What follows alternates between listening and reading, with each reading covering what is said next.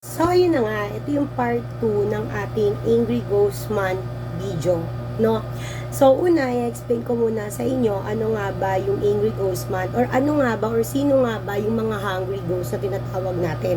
By the way, bago ko i-start to, marami sa aking clients na nagtatanong if I'm doing a in-depth reading para sa mga yumao na by this time, i-offer ko siya because it's Angry Ghost Month. The portal is open, no? Para dun sa ating mga yumao na kamag-anak. But with you some guidance, no?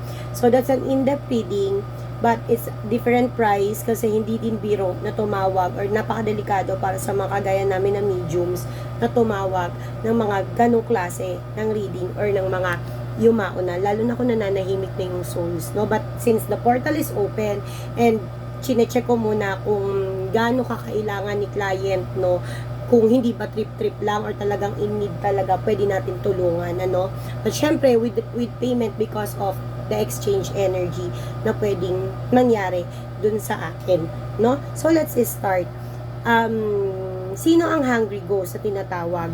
So, dito, sinasabi dito na ang mga hungry ghost is yun daw mga kaluluwa na ligaw o kaya yung mga biglaang namatay o kaya sila yung mga ghost na may mga unfinished business dito sa ating sa earth, no? So, o kaya pwede rin sila yung mga ghost na hindi nakapunta sa heaven, hindi nakatawid agad-agad, yun nga because of some unfinished business, no? Pwede din yung sila din yung mga pwedeng nung nabubuhay sila salbahe, maraming kaaway, that's why hindi makatawid-tawid. Also, sila din yung mga ghost na nakalimutan na ng mga yumao, no? So, hindi natitirikan, hindi na nabibigyan ng prayers, no?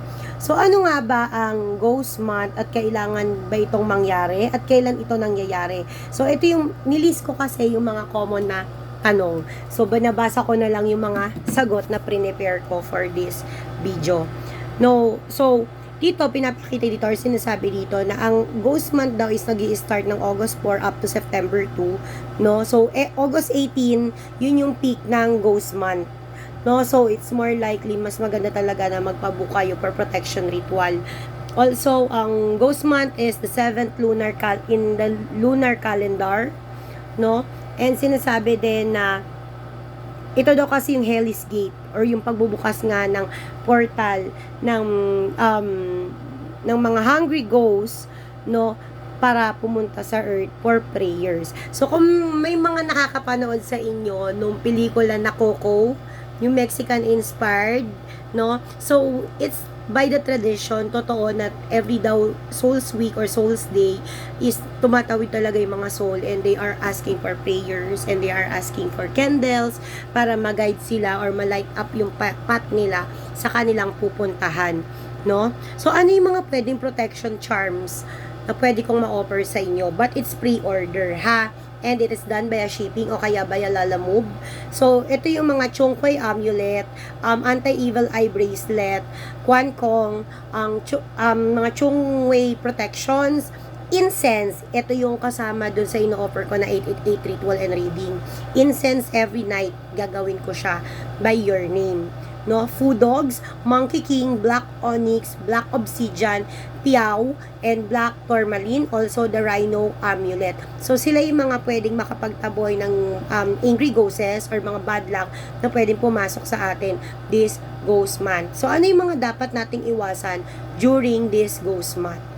Una, umiwas sa mga magsimula ng construction.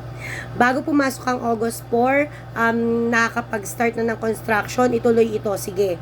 Pero siguraduhin ang bawat repair, construction ng maaga, feng shui, pwede kayong magpa-check ng feng shui, no? Pwede rin yung magpa-feng shui reading kayo bago magbukas ng construction, pero please not this ghost month. Pero kung nabuksan na siya or nagawa na, nasimulan na before this ghost month, ituloy nyo lang, no? Magpa-protection ritual na lang kayo. Then, hindi rin daw okay magpakasal during ghost month. Kung ano yung mga plano nyo with regards of love life, kung may jowa ka na gusto mong iwan or gusto mo muna ng space, medyo wag na muna ngayon, tiis-tiisin mo muna. Kung may mga pagdidesisyonan ka with regards of relationship, medyo wag na rin muna ngayon. Kasi hindi maganda yung mga energies this ghost month. No? So, magtiis-tiis muna. Also,